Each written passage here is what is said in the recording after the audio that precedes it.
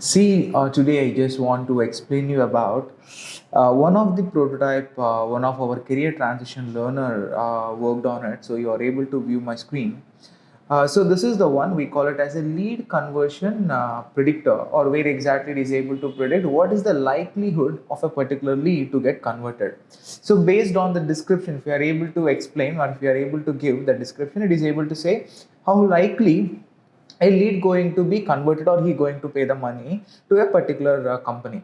So now this guy is like a third year BTech person and his name is Sai Vikram. He done a very good job. So now everyone used to work on it something like this. Means where exactly, for example, if I'm saying uh, I'm j- I'm thinking on it and I will get back to you on tomorrow. Let's imagine, let me predict. So when I hit predict, let's see whether it's saying like whether a lead going to be converted or it may not get converted. Let's look onto it. Yeah, you are able to see this lead will not going to get converted is something we are able to see as a prediction. So let me scroll, let me go to the another one. So here the same text, let me copy it and let me paste it here and let me change it with respect to the location and let me change it with respect to the sales executive and let me hit on predict. Let me see is there any change or it remains the same.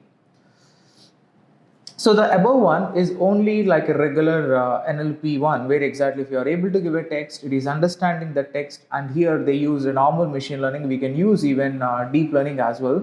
So now it is able to give again. Whenever I'm giving it a location based and a sales executive based, it is giving the same thing. So now the major idea behind the prototype is now if a particular description is there with one person, for example, a lead going to get, for example, there is a description like I'm interested, I'm not okay with the payment, I will be get back to you on tomorrow. Or in this way, there are, I mean, this is an example. So now each and every person going to have a different set of challenges. So now that is the regular description. So when I'm taking that description and when I'm able to filter it with respect to the location, with respect to a respective salesperson, there are chances of getting converted. Why in the sense, some people are good at converting one set of leads and another set of people are interested in converting in another set of leads. So in this way, based on the sales executive, based on the location and based on the description, these three combinations, if I'm able to know the likelihood of a lead getting converted, so I'm able to allocate the leads only to those people so that I'm able to optimize my sales and I'm able to increase my revenue. This is the idea behind this particular prototype. So this is something constructed by this guy of third year BTech. So I felt very good. So this is called as a lead conversion predictor, which we are using it in-house and all. This is a prototype where exactly we are trying to upgrade it with NLU as well. So now every time, remember, now this is the same thing. I want to go and explain it to the salespeople. Now salespeople are already doing this. So the salespeople going to have it as a pain area. Just imagine one lead is more likely to get converted. I'm showing the same thing to the sales executive. Hey man, see, this is saying this lead will not get converted. So what exactly the statement we have written? So I'm thinking on it and I will get back to you on tomorrow. Some salespeople says, yeah, maybe if anyone is saying like we get back on tomorrow, there are very less chances of getting a lead converted. In case if there is like some salespeople going to say, okay, it is saying like not getting converted, but there may be chances. So he said he will be get back to you on tomorrow. Even tomorrow the same thing is happening. I think we can consider that this lead may not be getting converted. Why is it? Most of the people need to think on it. So additional follow-up is required. So these solutions need to be aligned with the salespeople's process. So if these two things are not getting aligned, there is no use with your machine learning or deep learning, whatever you're using. So your machine learning and deep learning is not against the humans. They are in order to make their human productivity even more better. For that reason, we will be going with machine learning and deep learning solutions with the help of, for example, to handle text, we want NLP.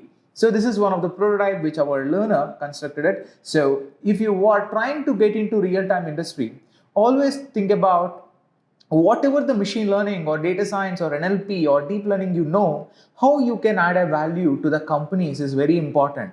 So whatever you are learning, how many tools you are learning, how many programming languages you are learning. So, but if you are unable to add a value, there is no point, no one going to hire you. That is one of the major reason I see lot of people are completing their things and they're unable to get hired, the only reason is like no real-time experience. So think about real-time experience. Try to have the real-time experience in your resumes. So companies start hiring it. And I just want to give you a simple tip as well. Just imagine you're a fresher, you're a BTech guy, you completed with the things, and just imagine if you are able to build something like this kind of prototypes, which are very important to a company. And if you are able to do end to end, you are not saying machine learning is in GitHub, you are saying machine learning is now in a link. The interviewer can open that link, he can see what exactly you've done, he can use the prototype, he can test it like what I'm doing right now, he can think about whether it is a value thing or not, and based on that he will be asking, come on, tell me about what you worked in this entire prototype. If you are able to do something like this, the chances of getting hired comparatively increases than other people. So think about prototypes, think about the value. I always say, even Albert Einstein says the same thing. So it's not about the success, it's about the value.